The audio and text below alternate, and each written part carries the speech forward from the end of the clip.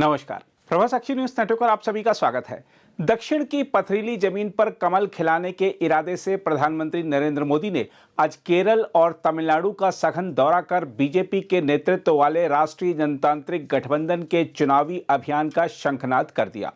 दोनों राज्यों में आगामी विधानसभा चुनाव से पहले प्रधानमंत्री का यह दौरा राजनीतिक संकेतों से भरा रहा, जहां विकास परियोजनाओं के उद्घाटन व शिलान्यास के साथ साथ विपक्ष पर तीखे प्रहार भी किए गए। केरल में प्रधानमंत्री ने राजधानी तिरुवनंतपुरम में भव्य रोड शो से शुरुआत की। केरल में हालिया निकाय चुनाव में बीजेपी के बेहतर प्रदर्शन और तिरुवनंतपुरम के मेयर पद पर काबिज होने की वजह से पार्टी कार्यकर्ताओं में नया उत्साह भर गया है। इसी पृष्ठभूमि में मोदी ने रेल परियोजनाओं को हरी झंडी दिखाई और कई विकास कार्यों की आधारशिला रखी। सार्वजनिक सभा में उन्होंने केंद्र सरकार की योजनाओं का उल्लेख करते हुए कहा कि विकास और सुशासन के साथ केरल को नई दिशा दी जा सकती है। प्रधानमंत्री मोदी ने केरल में सत्तारूढ़ वाम मोर्चे पर निशाना साधते हुए शबरीमला में सोना गायब होने का मुद्दा तो उठाया ही, साथ ही उन्होंने मुस्लिम लीग के साथ कांग्रेस के संबंधों को लेकर उस पर भी हमला बोला और आरोप लगाया कि वह राज्य में कट्टरपंथी तत्वों को बढ़ावा दे रही है। रैली के दौरान एक बच्चे का प्रधानमंत्री का स्केच हाथ में उठाए लंबे समय तक खड़े रहना भी चर्चा का विषय बना। मंच से मोदी का मानवीय संवाद इस दौरे की सहज तस्वीर पेश करता दिखा। कुछ यहां जो लेफ्टिस्ट इकोसिस्टम होगा, उनको शायद आज मेरी बात गले नहीं उतरेगी, लेकिन मैं आपको बड़ी मजबूती के साथ, तथ्य और तर्क के साथ मेरी इस बात की ताकत क्या है वो बताना चाहता हूं। 1987 के पहले गुजरात में बीजेपी एक हाशिए की पार्टी थी, अखबार में 2 लाइन भी नहीं छपती थी। 87 में पहली बार भाजपा ने अहमदाबाद म्युनिसिपल कॉरपोरेशन में विजय प्राप्त की, जैसे आज आपने तिरुवनंतपुरम में विजय प्राप्त की है। और वहीं से गुजरात में जो सिलसिला चला, लोगों ने हमारे काम को देखा, हमारे आचरण को परखा, और उसका परिणाम है कि आज पिछले कई दशकों से वहां की जनता ने हमें सेवा का मौका दिया।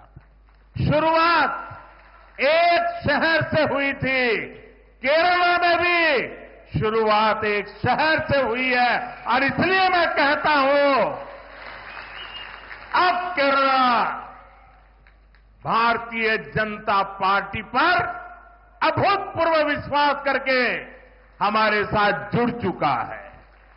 एनडीए शोरुतगढ़े आने वाले चुनाव केरला की दशा और दिशा को बदलने का चुनाव है। जब केरला के फ्यूचर की बात आती है तो आपने अब तक 2 पक्ष ही देखे हैं। एक तरफ एलडीएफ और दूसरी तरफ यूडीएफ, और इन दोनों ने बारी बारी से केरला को तबाह किया है।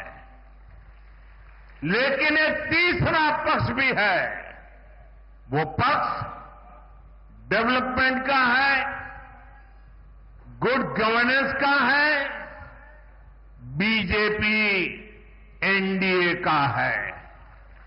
एलडीएफ और यूडीएफ के लोगों ने केरला को करप्शन, कुशासन और अपीजमेंट की खतरनाक राजनीति में झोंक दिया। मेरे साथ बोलिए, भारत माता की जय, भारत माता की जय, भारत माता की जय। एनडीए शोरुतगढ़े तिरुवनंतपुरम में बीजेपी की जीत साधारण नहीं है। यह ऐतिहासिक है, अभूतपूर्व है। तिरुवनंतपुरम ने केरला में बीजेपी सरकार की नींव डाल दी है। तिरुवनंतपुरम नगर निगम में आपने बीजेपी को सेवा करने का अवसर दिया। इसकी गूंज केरल में ही नहीं बल्कि पूरे देश में सुनाई दे रही है। ये गुड गवर्नेंस के लिए काम करने वाली पार्टी की जीत है। ये जीत विकसित केरला बनाने के संकल्प की जीत है और ये जीत एलडीएफ और यूडीएफ के करप्शन से केरला को मुक्त करने के कमिटमेंट की जीत है।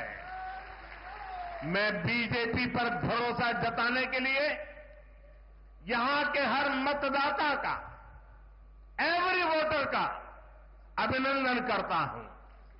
नन्हे तिरुवनंतपुरम, मैं देख रहा हूं एक छोटा बच्चा और कब से खड़ा है हाथ ऊपर करके। बेटे थक जाओगे, आप अपना चित्र मुझे दे दीजिए, पीछे अपना एड्रेस वगैरह लिख लीजिए। मैं आपको चिट्ठी लिखूंगा और मैं एसपी जी को कहूंगा कि इस बच्चे का जो प्यार है, आशीर्वाद है, वो जरूर ले लीजिए। यहां ये मैडम भी कुछ देना चाहती है लग रहा है। वो बड़ा किताब बना करके लाई लगती है। तमिलनाडु में प्रधानमंत्री का रुख अधिक आक्रामक रहा। एनडीए की रैली में उन्होंने सत्तारूढ़ द्रमुक पर परिवारवाद, भ्रष्टाचार, महिला अपमान और तमिल संस्कृति को कमजोर करने के आरोप लगाए। मोदी ने कहा कि सत्ता की यह राह राज्य के मूल्यों और विकास को नुकसान पहुंचा रही है। इसके उलट एनडीए को उन्होंने ईमानदारी, महिला सम्मान और सांस्कृतिक गौरव पर आधारित विकल्प बताया। डीएमके को 2 बार क्लियर मैंडेट दिया, लेकिन इन्होंने तमिलनाडु की जनता का भरोसा तोड़ा। डीएमके ने वादे ढेर सारे किए, लेकिन काम जीरो रहा। डीएमके सरकार को अब लोग सीएमसी सरकार कह रहे हैं। सीएमसी सरकार यानी करप्शन, माफिया और क्राइम को बढ़ावा देने वाली सरकार। तमिलनाडु की जनता अब डीएमके और सीएमसी दोनों को उखाड़ फेंकने का मन बना चुकी है। यहां बीजेपी एनडीए की डबल इंजन सरकार बनना तय है। तमिलनाडु में एक ऐसी सरकार है जिसे डेमोक्रेसी यार अकाउंटेबिलिटी से कोई लेना देना ही नहीं है।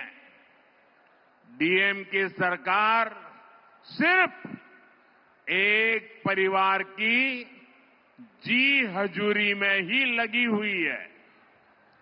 अगर किसी को डीएमके में आगे बढ़ना है तो उसके पास सिर्फ 3 या 4 रूट्स हैं। Dynasty route, corruption route, abuse women route, abuse our culture route. और यही कारण है कि आज डीएमके में वही लोग आगे बढ़ रहे हैं जिनको इस प्रकार के काम आते हैं। इसका नुकसान पूरे तमिलनाडु को हो रहा है। तमिलनाडु का बच्चा बच्चा जानता है कि कहां कहां कितना करप्शन हो रहा है और करप्शन की ये कमाई किसकी जेब में जा रही है। प्रधानमंत्री ने अपने संबोधन में तमिलनाडु की ऐतिहासिक और सांस्कृतिक विरासत का विस्तार से उल्लेख किया।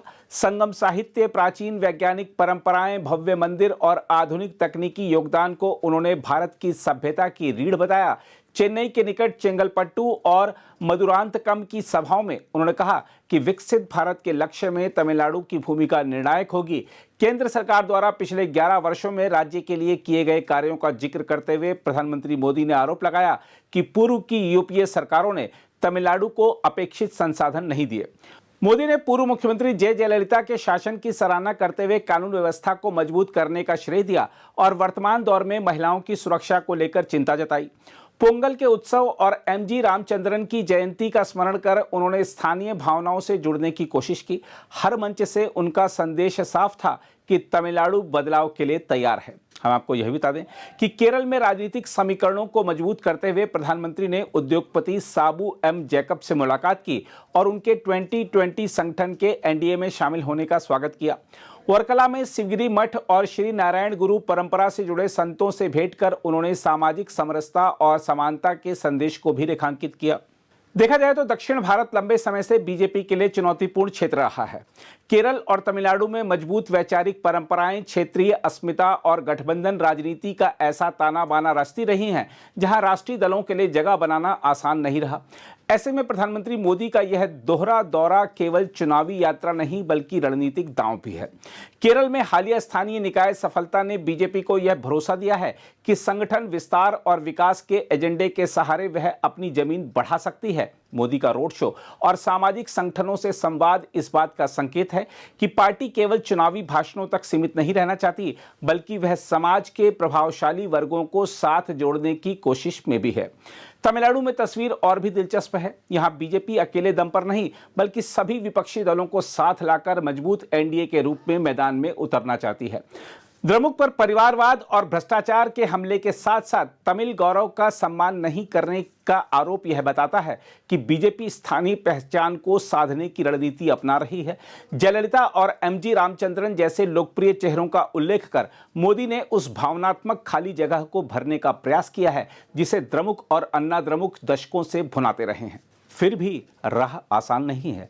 तमिलनाडु में द्रमुक की मजबूत सांगठनिक पकड़ और केरल में वामपंथी परंपरा बीजेपी के सामने बड़ी चुनौती बनी रहेगी। लेकिन मोदी का यह सघन दौरा यह स्पष्ट करता है कि पार्टी अब दक्षिण में हाशिए पर नहीं रहना चाहती। विकास, संस्कृति और सुशासन के त्रिकोण पर आधारित बीजेपी का यह अभियान यदि जमीनी स्तर पर संगठनात्मक मजबूती के साथ आगे बढ़ता है तो पथरीली जमीन पर कमल खिलने की संभावना से इनकार नहीं किया जा सकता। अगर आप भी लेना चाहते हैं देश दुनिया की तमाम जानकारी तो आज ही सब्सक्राइब करें हमारे चैनल को। साथ ही नीचे दिए बेल आइकन को जरूर दबाएं ताकि हर अपडेट आप तक पहुंच सके।